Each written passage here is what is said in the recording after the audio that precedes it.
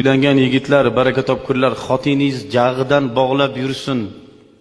Akangiz, ukangiz uyingizga kelsa. Amakivachchalaringiz, xolavachchalaringiz kelsa. Bugun 4-shikoyat. Qaynota o'z keliniga hazil qilayotganligi. Tabiiylarni xira qiladigan voqea.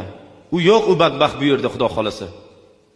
Shunaqa badbaxtlarni Xudo oramizdan ko'tarsin iloyim. Shunga nima sabab?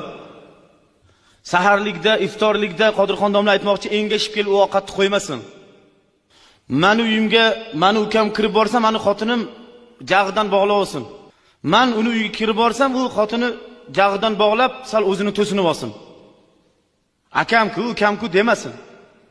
Hozir amakivachcha-yu, xolavachcha-yu, tog'avachchalar bit pochcha, bit aka, bit iko, keling, kelavering, qani hozir ishga kiravering deydi. Qoch undan o'zingni ko'rsatma, atringni hidini bildirma unga, baraka